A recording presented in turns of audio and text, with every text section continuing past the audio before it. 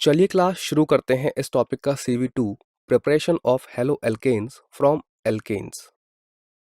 तो क्लास यहाँ पर हम एल्केन्स के थ्रू हेलो एल्केन्स प्रिपेयर करेंगे। तो क्लास अगर हम सोचें कि एल्केन्स के थ्रू हम किस प्रकार से हेलो एल्केन्स बना सकते हैं, तो उसका एक बहुत अच्छा मेथड है by free radical halogenation. Halogenation का मतलब होता है हैलोजन को ऐड करना, और फ्री रेडिकल हमने यहाँ पर इसलिए लिखा है क्योंकि इस रिएक्शन का जो मैकेनिस्टिक पाथवे है वो फ्री रेडिकल के थ्रू होगा। अगर इस प्रकार के रिएक्शन का एक सिंपल रिप्रेजेंटेशन देखें तो वो कुछ इस प्रकार होता है।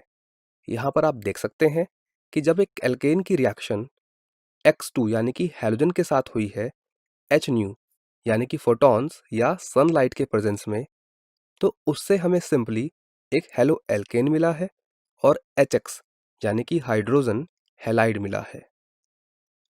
और क्लास फ्री रेडिकल से ये तो आप समझ ही चुके हैं कि ये जो रिएक्शन है ये प्रोसीड होगी via free radical chain mechanism.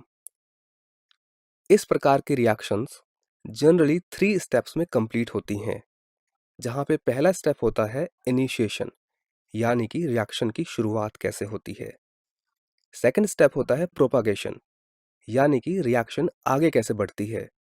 और थर्ड स्टेप होता है टर्मिनेशन यानी कि रिएक्शन का समापन या एंड कैसे होता है। तो आइए क्लास समझते हैं इन तीनों स्टेप्स को कि ये किस प्रकार से होते हैं और किस प्रकार से फ्री रेडिकल हैलोजिनेशन के थ्रू हम एल्केन के द्वारा हेलो एल्केन बना सकते हैं। तो आइए बात करते हैं इस प्रकार के रिएक्शन के मैकेनिज्म की। सबसे पहले हम बात करेंगे फर्स्ट स्टेप यानी कि इनिशिएशन स्टेप की, जहां पर इलेक्ट्रोफाइल जनरेट होगा। तो क्लास ये है मीथेन जो कि एक एल्केन है, और ये है हैलोजन जो कि हमने यहाँ पर Cl2 लिया है। अब क्लास Cl2 के बीच में सिंगल बॉन्ड होता है, ये तो हम सब जानते हैं। और जब ये सिंगल बॉन्ड इरिडेट होता है फोटॉन के द्वारा, तो इसका होमोलिटिक फिजन हो जाता है, और इस तरह से हमको मिलते हैं 2 क्लोरीन फ्री रेडिकल।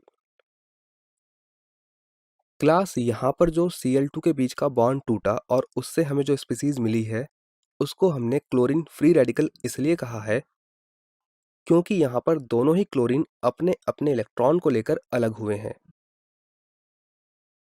अब क्लास अगर हम प्रोपागेशन स्टेप की बात करें, तो यह chlorine free radical methane molecule की तरफ अप्रोच करेगा और ये बाइंड करेगा हाइड्रोजन एटम को, जिससे कार्बन और हाइड्रोजन के बीच का जो बॉन्ड है वो ब्रेक होगा और HCl फॉर्म होगा। साथ में हमें मिलेगा मिथाइल फ्री रेडिकल, जैसा कि आप यहाँ पर देख सकते हैं। अब क्लास एक और Cl2 मॉलिक्यूल आएगा, और जो ये मिथाइल रेडिकल है ये अप्रोच करेगा किसी भी एक क्लोरीन एटम को, जिससे Cl2 के बीच का जो बॉन्ड है वो ब्रेक होगा,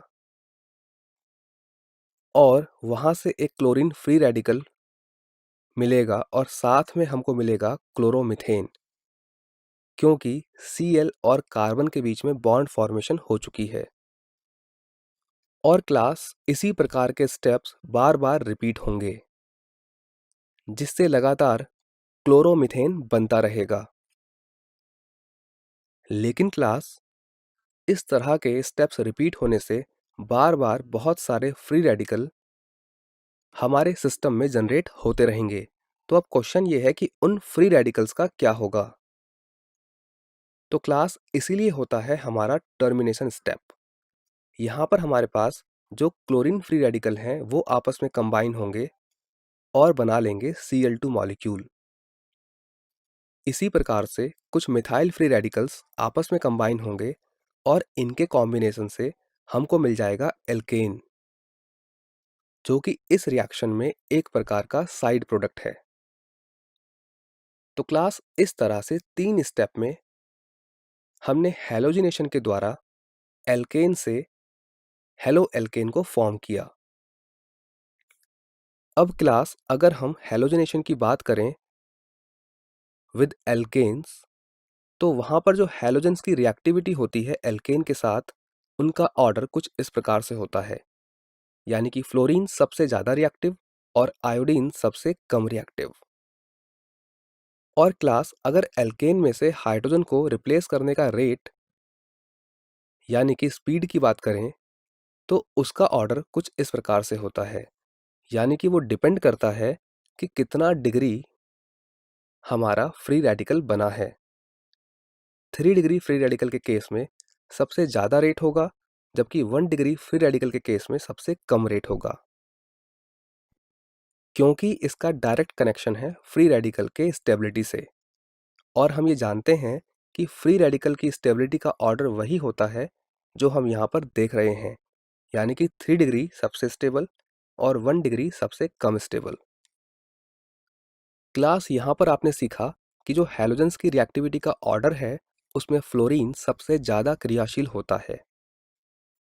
और ये इतना ज़्यादा क्रियाशील होता है कि जो इसकी रिएक्शन है वो बहुत ज़्यादा एक्सोथर्मिक होती है, जिसको कभी कभी कंट्रोल करना बहुत मुश्किल हो जाता है।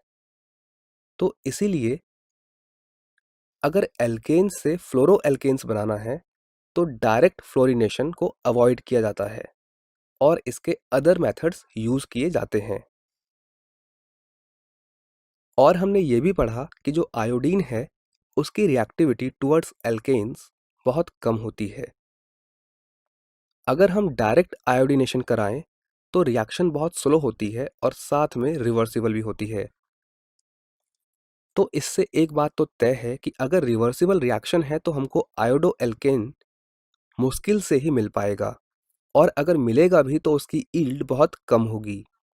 तो इसीलिए अगर हमें आयोडीनेशन कराना है तो वो एक स्ट्रॉन्ग ऑक्सीडाइजिंग एजेंट जैसे कि HiO3 और नाइट्रिक एसिड के प्रेजेंस में कराया जाता है। अब क्वेश्चन ये है कि ऐसा क्यों किया जाता है। तो क्लास ये है हमारा मीथेन का आयोडीनेशन, जहां पर मीथेन से आयोडोमीथेन बन रहा है। अब क्योंकि रिएक्शन रिवर्सिबल है, इसलिए CH3I और HI फर्दर कंबाइन होकर मीथेन और आयोडीन फॉर्म कर लेते हैं। अगर हम इस रिएक्शन में एक स्ट्रॉन्ग ऑक्सीडाइजिंग एजेंट जैसे कि HiO3 डाल दें, तो ये क्या करता है, बनने वाले HI के साथ रिएक्शन करता है और इस प्रकार से HI को सिस्टम से रिमूव कर देता है। तो क्लास अगर CH3I के पास HI ही नहीं होगा तो क्या होगा कि CH3I HI के साथ कंबाइन नहीं कर पाएगा और हमारी रिएक्शन रिवर्सिबल डायरेक्शन में नहीं जा पाएगी।